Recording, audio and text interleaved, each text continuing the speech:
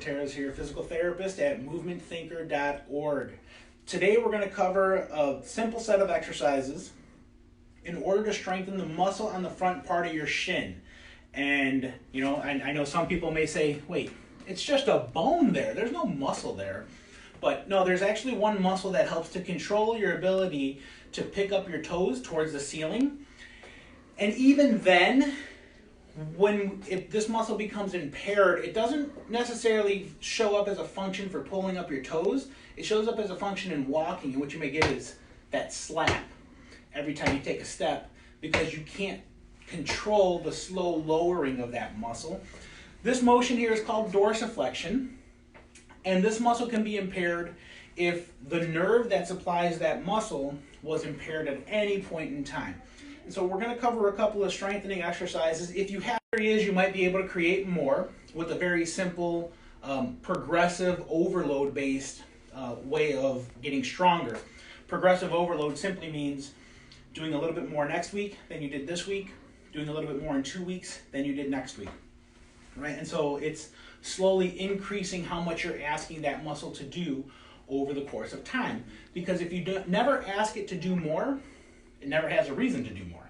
So I'll show the basic progression of how to make this muscle stronger. One way is to start off lying on the table, and when you're in this position, in this completely upright position, we've talked about this before, but when your foot is completely pointed up towards the ceiling, it's not really working against gravity to pull your toes back any further. Gravity might actually help it to pull it back a little bit further. The restriction will come in terms of how tight the ankle is. Once you come slightly in front of that 90-degree angle, now you're working against gravity, but you're working more against gravity when you're in this position than in this position. Okay? And so one way to get it stronger is to start off with lying down, and it's 1, 2, 3, 4, 1, 2, 3, 4. Just try to work it through its full range of motion, and as you've seen me do other videos on reps and sets, I try to work up to 25 repetitions consecutively, and once you can do that, you make it harder. Instead of just adding more weight to this or adding a rubber band to this, I tend to make this one harder by going more upright, because when you go more upright, you work more against gravity. So we're going to transition to the chair. From here, this will be the hardest version of it because you're working the most against gravity and you're limited in terms of how far your ankle can actually move.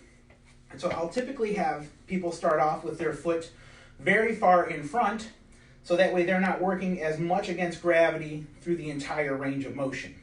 And it increases the range of motion that you can go through because your foot starts off in a flex position, toe pointed downward like pushing on the gas, instead of toe starting neutral. Okay? And so you actually increase the range of motion that you can go through by putting your foot forward. When a muscle is at its longest or shortest, it tends to be at its weakest. Okay? So if I were to make a bicep, it tends to be weaker here than it is here, and it tends to be weaker way down here than it is here. Okay? So we want to get better at working through the mid-range of this motion. As this becomes easier and you can do your 4 seconds up, 4 seconds down, then you would bring it underneath you, 4 seconds up, 4 seconds down. It shortens the range of motion and it works through a weaker version of the range, a weaker portion of the range. Once you can do this one, you can progress to this, because now you're standing on it. There's more weight going down onto the foot, and if you lean forward a little bit, it actually makes it a little harder for you to do the exercise. So again, if you lean back, it's a little easier. If you lean forward, it's a little harder. And so it's 4 seconds up, 4 seconds down. The whole point of doing this is to get that muscle on the front part of the shin there stronger. There's some rules for every exercise to follow. One, if you don't have any pain, your pain shouldn't go any higher than a 6 to 7 out of 10 when you're doing this. You know, the effort level should be on a scale of 0 to 10, about a 6 to 7 level.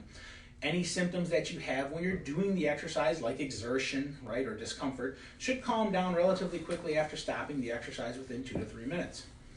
Thanks for watching.